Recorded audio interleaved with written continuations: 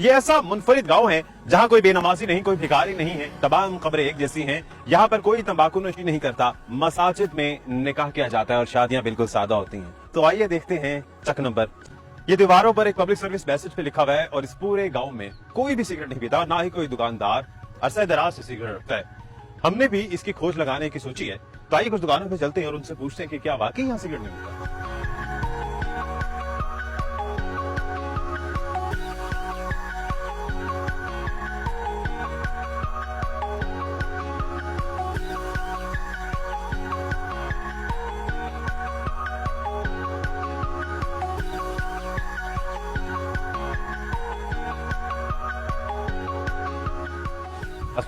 वालेकुम सलाम।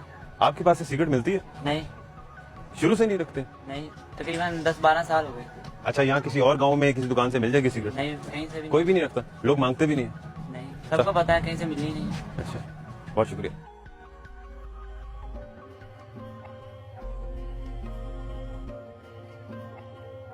जहां इस गांव में बहुत सी चीजें मुनफरिद हैं, वहीं दौरे जदीद के हिसाब से एक अनोखी बात यह भी है कि यहाँ कब्रिस्तान में मौजूद तमाम कब्रें एक जैसी हैं और इस शहर खामोशा में तमाम कब्रें कच्ची हैं।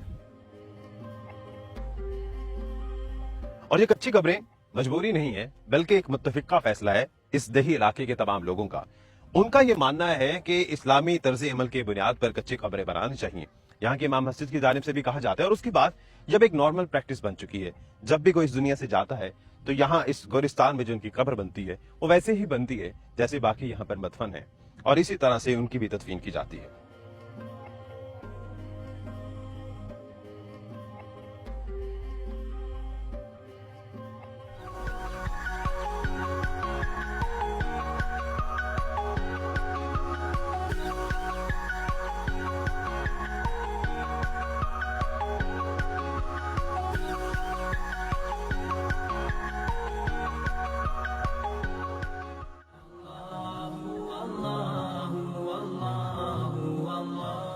यहाँ के उलमा कराम ने इस दही इलाके के लोगों को ऐसी तलकीन की कि अब यहाँ पर कोई बेनमाजी नहीं है और कोई भिखारी नहीं है, हर कोई अपना अपना काम करता है। हाफिज अमीन साहब जो 40 साल से इस मस्जिद के इमाम हैं और यहाँ पर खिदमात भी सर अंजाम दे रहे हैं और दीनी तबलीग कर रहे हैं, तो उनसे बात करते हैं और खास तौर पर जो सादा तरीके से निकाह होता है इस पर भी उन्हीं से मालूमात लेते हैं। कोई काम भी अचानक नहीं होता है, हर काम का एक पस मंजर होता है। तो यहाँ 90 साल से ये इदारा यहाँ दीनी इदारा कायम है और उस दीनी इदारे में बड़े बड़े जलील उल कदर किस्म के असातिज़ा किराम अपने अपने वक़्त के जो असातीन फ़न थे ना, वो यहाँ पढ़ाते रहे। तो चूंकि इस किस्म के बड़े बड़े अहले इल्म जहाँ हो वहाँ उनका एहतराम भी ज़्यादा होता है, तो इसलिए लोगों में एक तो दीनी शऊर पैदा हो गया उन उलमा के यहाँ दर्स देने, जुमे पढ़ाने और इस किस्म के कामों से। दूसरा कि लोगों में उलमा के एहतराम का जज्बा पैदा हो गया। तो अब जब हम लोगों को कोई दीन की बात समझाते हैं तो वो उस पर अमल करने की पूरी कोशिश करते हैं। अच्छा, एक फैक्टर ये भी है यहाँ इस सिलसिला में कि यहाँ पूरा गांव एक कौमियत से ताल्लुक़ रखता है और एक मसलक से ताल्लुक़ रखता है। मसलन पूरा गाँव हर जिम्मेदार फर्द वो जाट होगा और अहले हदीस होगा। ये कौमियत भी एक हो गई और मसलक भी एक हो गया। बाकी कुछ लोग दूसरे होते ही हैं ज़ाहिर है गाँव में, लेकिन वो फिर यहाँ रहकर हम जैसे ही हो जाते हैं। ये भी एक सबब है मामलात में इख्तलाफ ना होने का या मुज़ाहमत ना होने का। तो इसलिए अब हम जिस अच्छे काम की तरफ इनकी तवज्जो दिलाते हैं, अल्हम्दुलिल्लाह ये लोग खुशी के साथ उस पर अमल करते हैं। ये जो आप तब्दीलियाँ आपने सुनी हैं या देखी हैं, तो इनका असल वजह यही है उन तब्दीलियों की कि यहाँ उलमा का एहतराम है, उनकी बात सुनी जाती है, उस पर अमल किया जाता है। सही। कभी ऐसे नहीं, मसलन आप देखेंगे हमारी सड़कों में कभी कोई मौसीकी नहीं चलती होगी, किसी दुकान पे नहीं है, शादियों पे भी ऐसा कुछ, शादियों पे भी नहीं और दुकानों पे भी नहीं। खा मोबाइल की दुकान हो वहाँ भी ऐसे नहीं होगा। इसी तरह सड़कों में आवाज़ नहीं आएगी। टीवी है लोगों के पास लेकिन घरों में है, वो घरों में हमने कहा है कि आवाज़ पस्त रखें, गली में आवाज़ ना आए।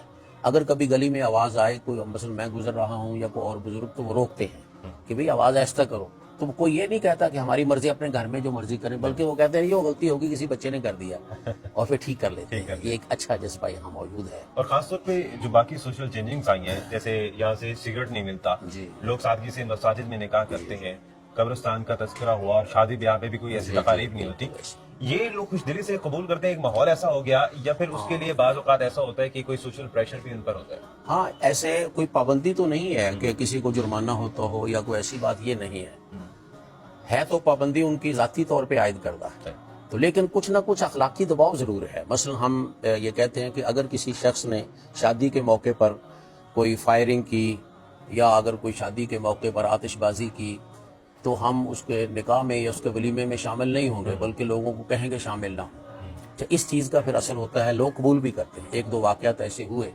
کہ جہاں پھر انہوں نے کسی نے غلطی کی تو ان کے ولیمے میں کوئی بھی نہیں گیا, اچھا, کمی تک نہیں گیا, کچھ رشتہ دار بھی نہیں گئے, ان کو معذرت کرنا پڑی. تو ظاہر ہے جب ایک دفعہ ایسا ہو جائے تو پھر سب لوگوں کو توجہ ہو جاتی ہے. اس گاؤں میں پھر ان بیٹیوں والے کے لیے کتنی آسانی ہوتی ہوگی جنہیں جہیز نہیں جوڑنا پڑتا ہوگا, لمبے لمبے خرچ نہیں کرنے پڑتے ہوں گے؟ جہیز تو خیر ایک قومی ہمارے سارے ملک میں ہی ایک لعنت کہہ لیں اس کو چاہے, یا یوں کہیں کہ اس کا غلط استعمال لعنت بن چکا ہے.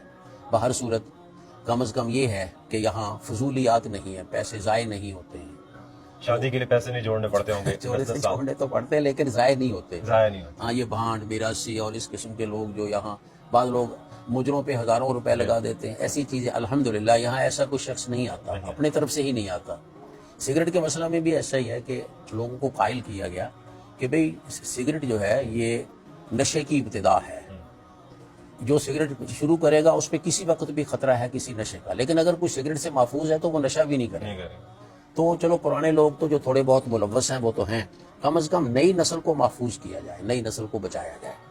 تو اس لیے پھر لوگوں نے اس بات کو قبول کیا کہ اچھی بات ہے, اور دکانوں پہ ان کے سگریٹ کسی نے رکھے ہی نہیں. دور جدید میں آج کل موبائل ٹیکنالوجی کا دور ہے, تو کیا نئی آنے والی نسل ان تمام تبدیلیوں سے متفق ہے, خوش ہے؟ آپ دیکھ رہے ہیں کہ ابھی تک تو متفق ہیں, انشاءاللہ آئندہ بھی متفق رہیں گے, ہم توقع یہی رکھتے ہیں, کیونکہ ان چیزوں میں اللہ